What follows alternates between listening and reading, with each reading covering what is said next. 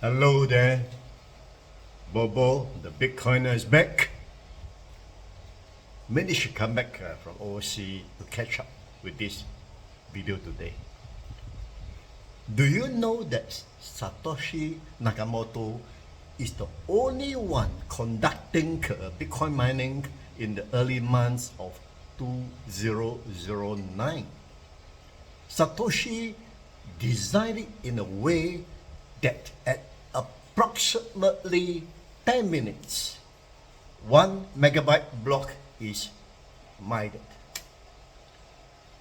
At every approximately 2016 blocks, that's about 14 days, the difficulty of mining is adjusted. At every approximately 210,000 blocks, the reward is halved. Pay attention to the words approximately in his formula. Because the timing is variable depending on the difficulty of mining. If a 1 megabyte block is mined in less than 10 minutes, it means solving or mining the Bitcoin is easier and faster. So if 1 megabyte block can be mined in 10 minutes on average, then the formula 2016 blocks should be mined in 20,160 minutes, and that works out to roughly 14 days. But we never know at any period how many miners in the whole world are mining the Bitcoin, right? Sometimes more, sometimes less. Which miners are using the most advanced mining computer, and which miners are still using the older version, slower computer. That's the reason why Satoshi designed the mining difficulty. If 2016 blocks are mined in less than 14 days, that means the mining is easier and faster. Then the system will adjust to the mining to make it more difficult for the next 2016 blocks. If the earlier 2016 blocks is mined more than 14 days, then the mining difficulty will be adjusted less difficult. See how the formula adjusts every 14 days. That is why it is approximately. This is how the system enable 210,000 blocks will be mined in approximately 4 years. This is how the system makes sure the finite 21 million Bitcoin will be completed by the year 2041. See how clever it is. All this is laid out in the Bitcoin white paper. Another thing we should know is Bitcoin can be attacked. If miner gained a majority, he can conduct a deny of service attack. Since Bitcoin blocks are chained together in sequence, that means block 1 must be followed by block 2, then block 3, Every block carry a hash title of the block, starting with the Genesis block, which is the first block mined by Satoshi. Block 2 sequence is changed to block 1 continuously. That means every block is linked to its mother block, which is one block before. Right now, Bitcoin is at the block height 868,675. If a hacker want to change, erase, edit, or corrupt just one transaction in the last 14 days, the hacker have to go back 2016 block earlier, or at block height 867,659 height, and change every single 2016 block transaction.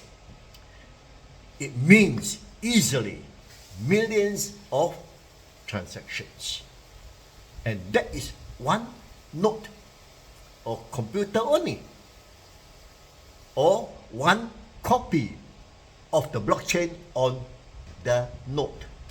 So how is a hacker going to change the majority, which is 51% above, of more than 20,000 nodes today? Remember, the only way to corrupt, disrupt, or hack the Bitcoin system is to achieve the majority node and to change the record billions of transactions over more than 51% of the 20,000 nodes, one by one. This is physically impossible. Even if hacker use computer human bot to help. That's why Bitcoin claimed to be unhackable until today. Not many people know that in the early days, Satoshi carried out the 51% attack on Bitcoin himself. He created the Bitcoin system. He himself tested the system vulnerability. Satoshi shepherded Bitcoin network through its first year of existence. It looks like he may have conducted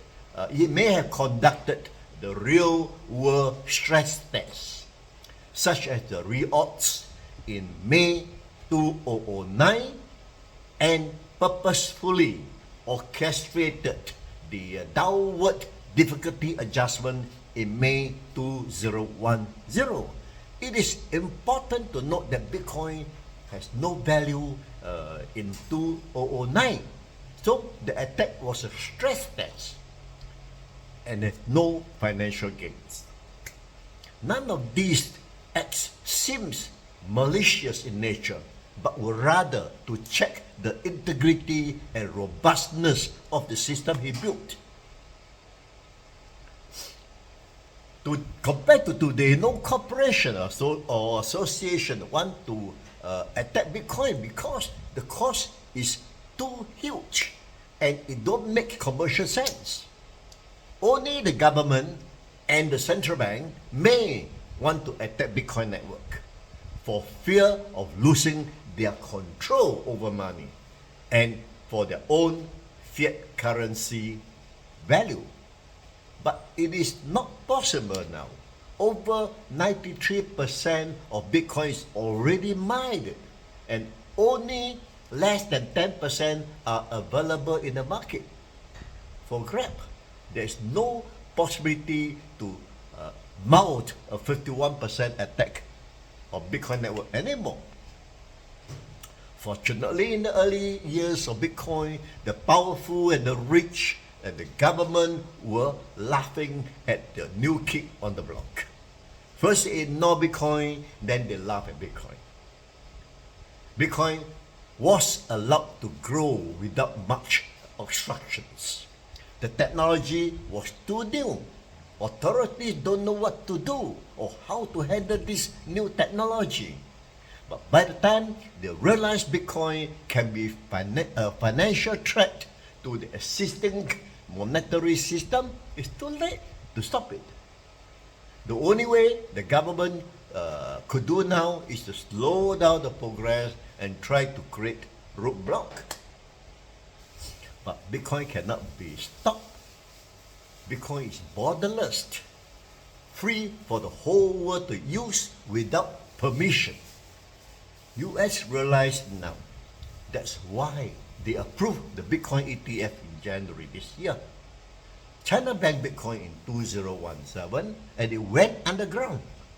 Yet, there is a lot of crypto movement underground. It was reported that USDT stablecoin has the highest underground trade in China today.